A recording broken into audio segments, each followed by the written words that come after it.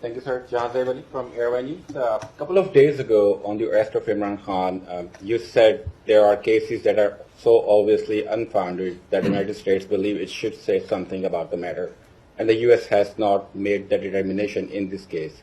So what is it in Khan's case that makes you think it is not unfounded? What criteria do you use to make that determination if it is a founded or unfounded case? I will just say that we continue to believe that these are matters for the Pakistani people to decide. Our bottom line principle is that we continue to call for the respect of democratic principles, human rights, and the rule of law in Pakistan as we do around the world. Yes, it's a reported to be a Pakistani document. I can't speak to whether it is an actual Pakistani document or not. Just simply don't know. With respect to the comments that were reported, I'm not going to speak to private diplomatic exchanges other than to say that even if those comments were accurate as reported, they in no way show the United States taking a position on who the leader of Pakistan ought to be.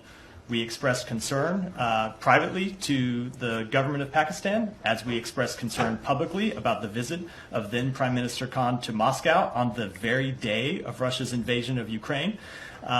We made that concern quite clear, but as the former Pakistani ambassador to the United States himself has stated, the allegations that the United States has interfered in internal decisions about the leadership of Pakistan are false. As we've stated, they're false. They've always been false, and they remain false.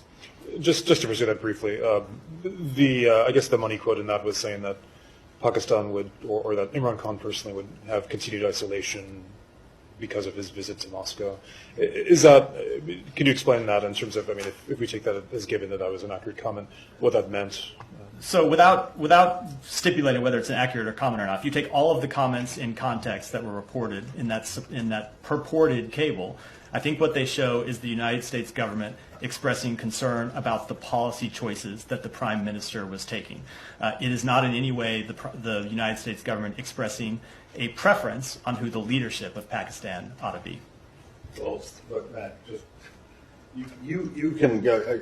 I think what I'm hearing is that essentially the substance of this report and the purported Pakistani cable back to Islamabad is accurate, but you're saying that but it is not the U.S. saying that Prime Minister Khan, then Prime Minister Khan, should leave office. Is that correct?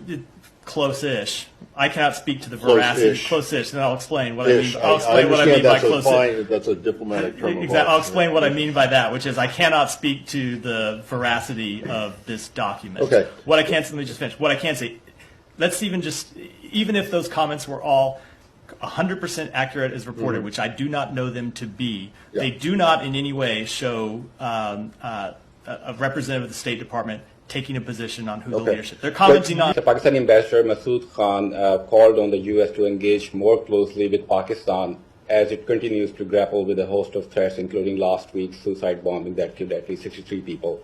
How can U.S. Can help Pakistan counter the ongoing terrorism threat to the region that threatens both U.S. economic and security interests in the region? So we deeply value our relationship with Pakistan, including our relationship with respect to counterterrorism. We have supported Pakistan through a number of pieces of assistance to help with counterterrorism, with other law enforcement activities, and we'll continue to do so. So one last question, if you allow me. What is the U.S. role in tamping down terrorism in the region after 20 years of war in Afghanistan? I'll just say, as I said, we continue to support Pakistan's counterterrorism operations. Go ahead. Say next. Thank you so much. We have seen ups and downs in U.S.-Pakistan relation in recent past. What kind of confidence-building measures are being taken to avoid mistrust between these two countries? My second question is, there is upcoming elections in Pakistan. We already spoke a few days ago. Will U.S. sending independent observer to monitor the general elections in Pakistan? I'm not aware if a decision's been made with respect to sending observers. With respect to your first question, we will continue to engage directly with the Pakistani government, as we do at a number of different levels, and we will continue to engage in people-to-people contacts with Pakistan, who we consider a close partner.